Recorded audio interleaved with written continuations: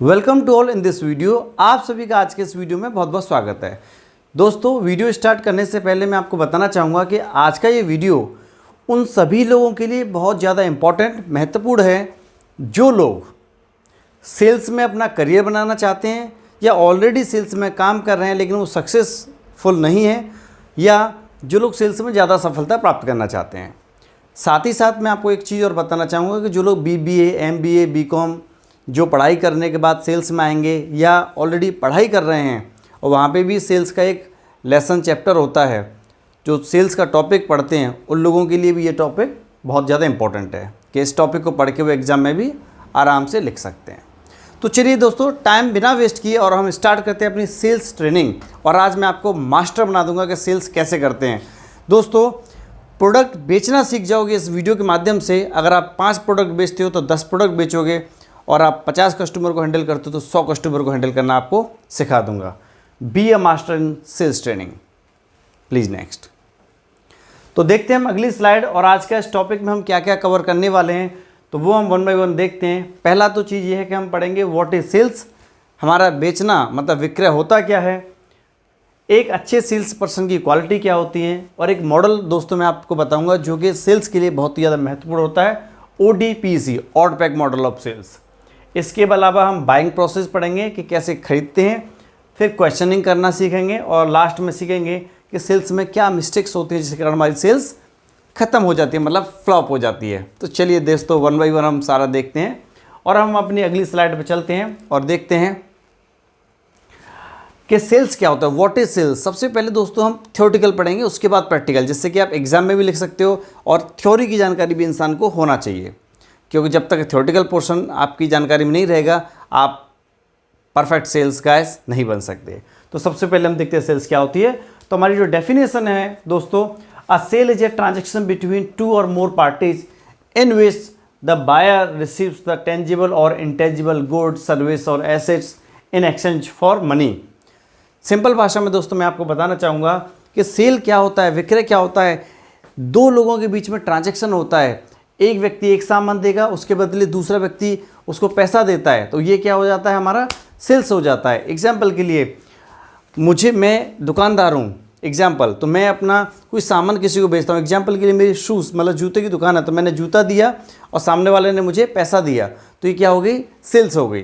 पुराने ज़माने में भी सेल्स हुआ करता था दोस्तों, जब पैसे नहीं चला करते थे तो उस ज़माने में क्या होता था कि एक व्यक्ति बाज़ार में जाता था चावल लेके और दूसरा व्यक्ति आता था दाल लेकर। अब क्या पैसे नहीं होते थे तो क्या होता था, वो हमें चावल देता था और हम उसे दाल दे देते थे।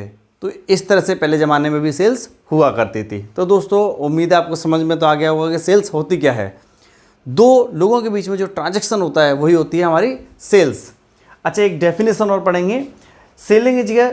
सेलिंग इज टू आइडेंटिफाई और uncover a need and then satisfy the need with our product services for mutual benefit. दोस्तों, ये भी वही चीज़ बोलना चाह रहा है जो मैंने आपको प्रैक्टिकल बताया कि सेलिंग होती क्या है, कि हमें किसी इंसान की नीड को पता करना है, और नीड को पता करके हमें अपने प्रोडक्ट के माध्यम से उसको सेटिस्फाई कराना, ये भी सेल्स होती है दोस्तों। सो उम्मीद है सेल्स की डेफिनेशन आपको अच्छी तरह समझ में आ गई होगी। तो अब हम चलते हैं नेक्स्ट स्लाइड पर और आगे देखते हैं अगला स्लाइड। एक अच्छे सेल्समैन में क्या क्या क्वालिटी होना चाहिए दोस्तों, एक अच्छा सेल्स बनने के लिए, क्योंकि जब तक दोस्तों आपके अंदर क्वालिटीज़ नहीं है तो आप क्या सेल करोगे मार्केट के अंदर। आपके अंदर बात करने की तमीज़ नहीं है, खड़े होने की अकल नहीं है, बात करने का तरीका नहीं है कि छोटों से कैसे बात करते हैं, बड़ों से कैसे बात करते हैं, अपनी कंपनी का इंट्रोडक्शन कैसे देते हैं, अपने प्रोडक्ट के बारे में कैसे बताते हैं, तो आप कैसे सेल्स करोगे दोस्तों। तो आज का ये टॉपिक है और आपको आइडिया हो जाएगा इस टॉपिक के माध्यम से कि सेल्स गाइज को कैसा रहना चाहिए। तो चलिए, सबसे पहला इम्प्रेसिव पर्सनालिटी। दोस्तों, एक सेल्स गाइज की जो अपीयरेंस है वो बहुत ही स्ट्रांग, बहुत ही अच्छी होना चाहिए। First impression is the last impression ऐसा कहा जाता है। तो हम देखते हैं कि जब हम किसी व्यक्ति के पास जाते हैं, आपके कपड़े साफ़ सुथरे हैं, राइट, आप फॉर्मल पहन के जाते हो, फॉर्मल शूज़ में जाते हो, मुस्कुराते हुए जाते हो, हेयर स्टाइल आपकी ठीक है, क्रीम पाउडर ये सब लगा के जाते हो और बढ़िया तरह बातें करते हो आप, तो लोगों को आप अच्छे लगोगे और पहली बार में ही सेल्स आपकी होने का 100% चांस बन जाता है और पहली बार में ही आप सफल हो जाते हो दोस्तों। लेकिन अगर आपके मुंह में से बदबू आ रही है, आप गुटखा खा के जाते हो तो दांत पीले पड़े हुए हैं, आंखों में कीचड़ है, कोलगेट नहीं किया तो बदबू आ रही है मुंह से, और आपके जो कपड़े हैं उसमें आयरन मतलब प्रेस नहीं हो रही है, सिकुड़न है, तो दोस्तों कौन व्यक्ति आपसे बात करना चाहेगा। तो उम्मीद है आपको समझ में आ गया होगा कि इम्प्रेसिव पर्सनालिटी होना बहुत ज़रूरी होता है। सेकंड, साउंड हेल्थ, मतलब एक ठीक ठाक हेल्थ होना चाहिए इंसान की। बिल्कुल इंसान बीमार है, फीवर आ रहा है और वो सेल्स करने चला गया, तो दोस्तों वो अपनी तकलीफ़ को वो रोता हुआ बैठा रहेगा या सेल्स करेगा, तो उसकी सेल्स हो नहीं पाएगी, राइट। तो जब भी किसी के पास जाएँ तो एक हेल्थ का ध्यान रखें कि आप ठीक ठाक अच्छा खासा महसूस कर रहे हैं, उसके बाद ही मार्केट में डील करने के लिए जाए। Knowledge of the product and the company, दोस्तों ये बहुत ही महत्वपूर्ण टॉपिक कि आप जब सेल करने जाते हो और आपको यही नहीं पता कि हम क्या सेल करने जा रहे हैं, और अपना जो प्रोडक्ट है जो आप बेचने जा रहे हो उसके बारे में ही आपको नहीं पता, तो आप क्या बेचोगे दोस्तों। चाहे आप लोन बेचो, चाहे आप कोई भी सामान बेचो, चाहे आप किराने की दुकान करो, कुछ भी सेल करो दोस्तों। मैं तो एग्जांपल देना चाहता हूँ कि मैं एक मोबाइल सेल करना चाहता हूँ और मुझे यही नहीं पता कि इस मोबाइल में फीचर्स क्या हैं, क्वालिटीज़ क्या हैं, कि इसका कैमरा कितने पिक्सल का है, इसमें स्टोरेज डिवाइस कितना है, इसमें रैम कितना है, तो मैं कैसे सेल करूँगा। इट मीन्स आपको अपने प्रोडक्ट की बहुत अच्छी जानकारी होना चाहिए, अपनी प्रोडक्ट एंड और कंपनी। दूसरा, मेंटल क्वालिटीज़, आपको आपके अंदर मेंटल क्वालिटी मतलब बौद्धिक क्षमता भी होना चाहिए बात करने के लिए, जिससे कि आप कस्टमर के सवालों का जवाब आसानी से दे सको। और हमारा good behaviour and make good relations, दोस्तों ये बहुत ही इंपॉर्टेंट पॉइंट, मैं हमेशा इसी पॉइंट को हाईलाइट करता हूँ ट्रेनिंग में, कि आपका व्यवहार अच्छा होना चाहिए और साथ ही साथ आपके अंदर इतनी क्षमता होना चाहिए कि आप मार्केट में जाके कस्टमर के साथ एक बढ़िया रिलेशन बना सकें।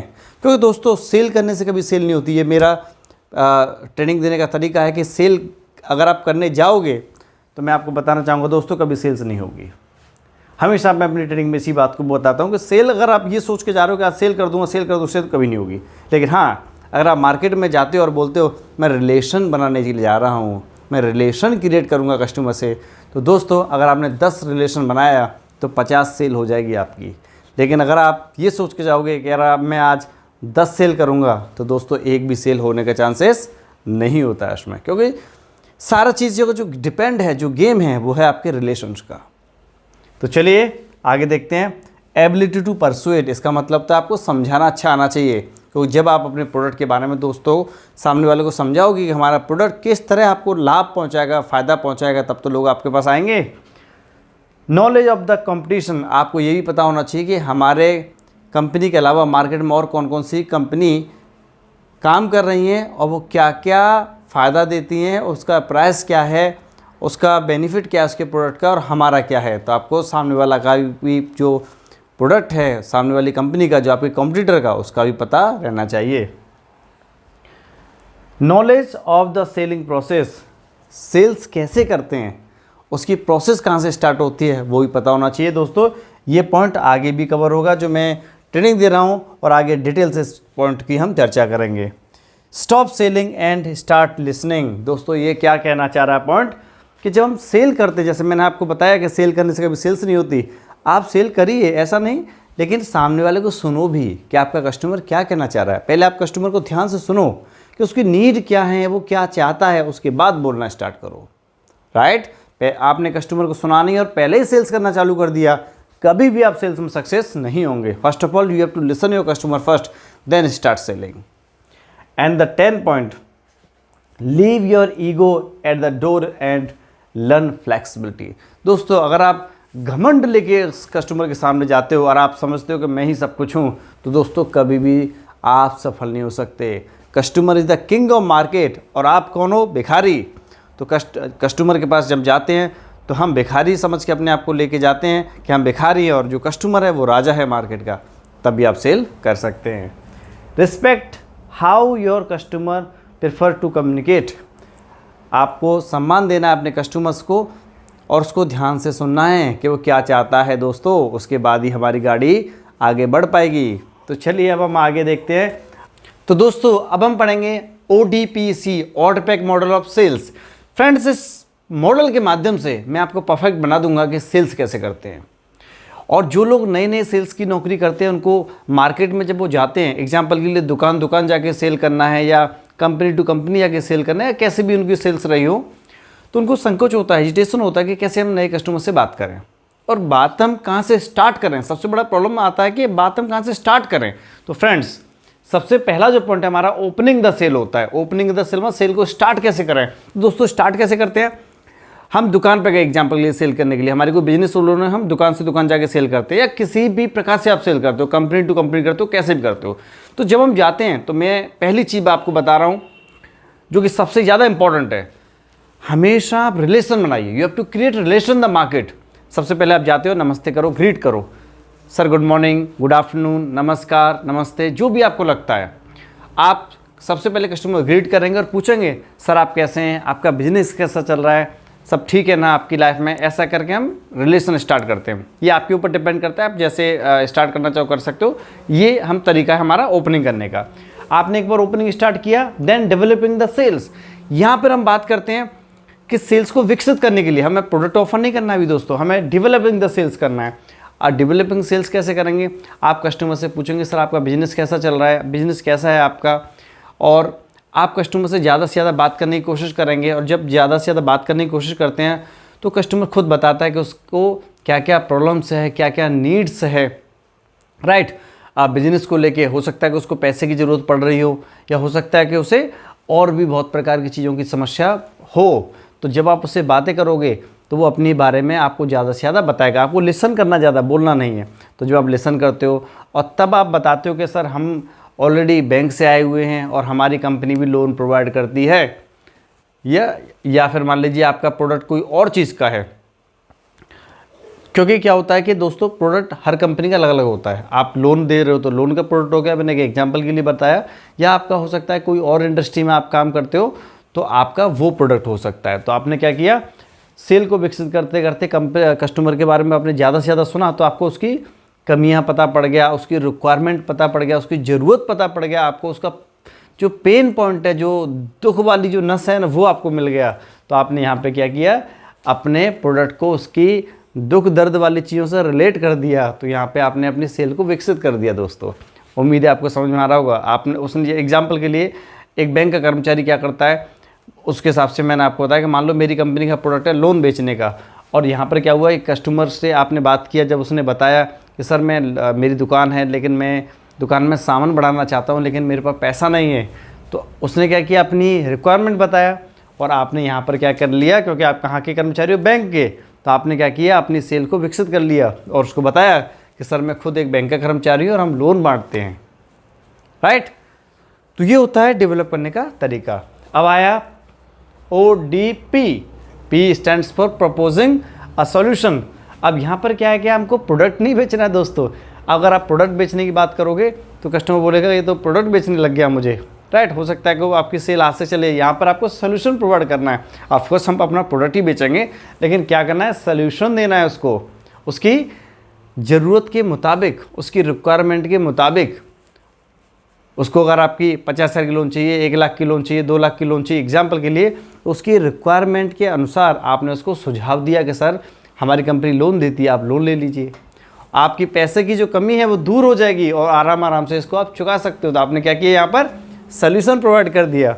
और हमारा फिर लास्ट क्या है, एलिमिनेशन ऑफ डाउट। दोस्तों ये बहुत इंपॉर्टेंट पॉइंट्स है कि सारी चीज़ें आपने कवर कर लिया, राइट।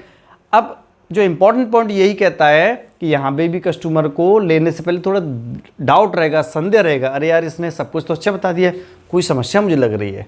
तो अब आपको कस्टमर के जो प्रश्न आएंगे, क्वेश्चंस आएंगे, जो डाउट्स आएंगे, उसको ख़त्म करना है। That is called elimination of doubt. हो सकता है कि पूछे कि सर आप बैंक के कर्मचारी हो कि नहीं हो, झूठ तो नहीं बोल रहे हो, मेरे को लोन मिल तो जाएगी, या और भी बहुत सारे डाउट्स उसको हो सकते हैं। तो आपके प्रोडक्ट से रिलेटेड जो भी डाउट हों आप उसे क्लियर कीजिए। और लास्ट होता है हमारा क्लोजिंग द सेल।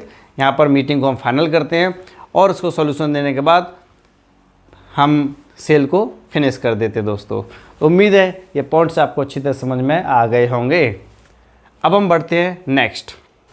दोस्तों ये बाइंग प्रोसेस होता है। बाइंग प्रोसेस का मतलब क्या होता है कि ये और भी अच्छी चीज़ है हमें सेल्स में एक्सपर्ट बनने के लिए, कि जब आपको ये पता होगा कि कस्टमर किस तरह से खरीदता है या कस्टमर के माइंड में क्या चलता है, और आपको उसके अनुसार जब आप सेल करोगे तो दोस्तों आपकी सेल्स और ज़्यादा बढ़ जाएगी। तो इसमें क्या होता है, हम ये पॉइंट्स 1 बाय 1 ये पॉइंट कवर करेंगे। 4 पॉइंट हैं। तो हमारा पहला पॉइंट होता है रिकॉग्नाइज नीड।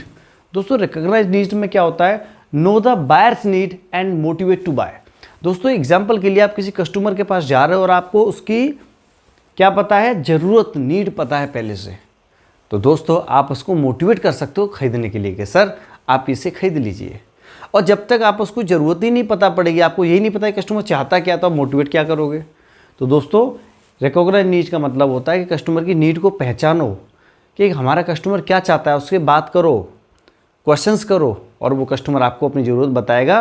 और जब उसकी ज़रूरत आपको पता पड़ जाती है एक बार, तब यहाँ पर आपको मोटिवेट उसे करना है कि सर आप ये खरीद लीजिए, आपके लिए बेनिफिट रहेगा। Evaluate the options.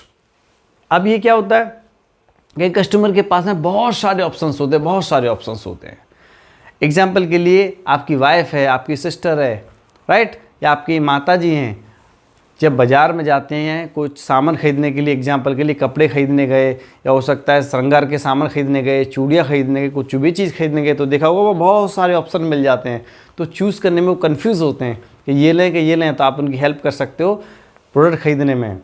और now eliminate doubt, again the repeating point. अब उनको बहुत सारे डाउट्स होते हैं कि ये अच्छा है, कि वो अच्छा है, कि ये अच्छा है, तो यहाँ पर उसके डाउट्स को आप ख़त्म कीजिए, जिससे कि वो आसानी से प्रोडक्ट खरीद लें। और लास्ट हमारा डिसाइड टू बाय और नॉट बाय, और यहाँ पर फाइनल स्टेज होती है कि वो कस्टमर खरीदे कि ना खरीदे। ये buy decide to purchase if he feel satisfied, मतलब ये हो गया कि अगर लास्ट पॉइंट में अगर कस्टमर संतुष्ट हो जाता है आपके प्रोडक्ट से, तो आपके प्रोडक्ट को वो खरीद लेगा। सो उम्मीद है आपको ये पॉइंट अच्छी तरह क्लियर आ गए होंगे समझ में। इस हिसाब से हम कस्टमर की ज़रूरत को पता करते हैं और सेल करते हैं। अब देखते हैं हम अगली स्लाइड। अब हम देखते हैं नेक्स्ट स्लाइड, अब हम देखते हैं next slide, the benefit of asking questions. दोस्तों बेनिफिट ऑफ आस्किंग क्वेश्चंस क्या होता है कि जब आप ज़्यादा से ज़्यादा क्वेश्चंस किसी से करते हो, तब आपको एग्जैक्टली उसकी नीड, उसकी रिक्वायरमेंट समझ में आती है, और उसके बाद आप डिसाइड करते हो कि किस तरह से हम सेटिस्फाई कर सकते हैं। जब तक आप कस्टमर से बात नहीं करोगे तो आप सेटिस्फाई कैसे करोगे। तो अब ये पॉइंट दे रखा है कि you can encourage the customer to talk. आप कस्टमर को एनकरेज कर सकते हो बातचीत करने के लिए, आप कस्टमर के विचारों को स्टिमुलेट करते हो, और you can gather more information. आप जब ज़्यादा बात करोगे तो कस्टमर के बारे में आपको ज़्यादा जानकारी मिलेगी, and you can invite discussion, और आपको ज़्यादा से ज़्यादा डिस्कस करने का मौका मिलेगा। दोस्तों ये फ़ायदा होता है हमारा क्वेश्चंस करने का। अब देखते हैं हम next slide, the big sales mistake. क्या मिस्टेक्स हो जाती है, इससे हमारी बनी हुई सेल ही खराब हो जाती है दोस्तों। तो इसको आप बिल्कुल अवॉइड करें कि ऐसी गलती ना करें आप। सबसे बड़ा चीज़ है मिस और मिसिंग।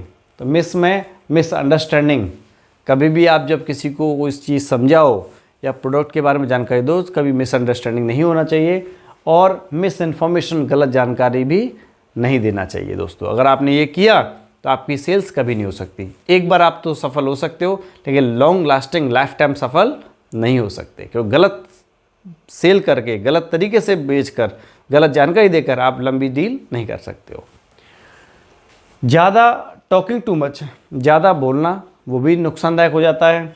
सेकेंड पॉइंट है हमारा नर्वसनेस। दोस्तों आप अपना ही प्रोडक्ट बेचने में नर्वस हो तो आप कस्टमर को क्या सेटिस्फाई करोगे। तो अपने प्रोडक्ट में हमेशा कॉन्फिडेंट रहो।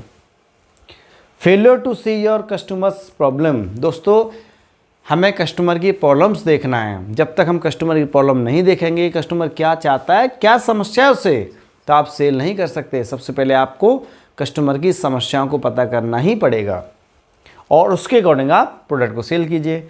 और हमारा trying too hard to sell. दोस्तों सिंपल भाषा में बातें करें तो ज़बरदस्ती मत बेचो उसे कि भाई ले ले मेरा प्रोडक्ट। हो सकता है मेरा बॉस बोल रहा है मेरा टारगेट नहीं हो पाएगा, मेरे को कमीशन लेना है। भाई ऐसे ज़बरदस्ती नहीं किसी को बेच सकते। कस्टमर को आपको एग्री करना पड़ेगा, कस्टमर को समझाना पड़ेगा, कन्विंस करना पड़ेगा। कन्विंस करके सेल की जाती है, हार्ड सेल नहीं कर सकते, फोर्सफुली सेल नहीं कर सकते हम। ओवर रिएक्शन टू ऑब्जेक्शंस, और हमें ओवर रिएक्ट नहीं करना चाहिए दोस्तों इन सारी कमियों को आपको रिमूव करना पड़ेगा, ख़त्म करना पड़ेगा, तभी आप सेल्स में सक्सेस हो सकते हो, अदरवाइज सेल्स में सक्सेस नहीं हो सकते। So thank you very much दोस्तों। अगर आज का वीडियो आपको अच्छा लगा हो तो शेयर सब्सक्राइब जरूर करें। Thank you very much.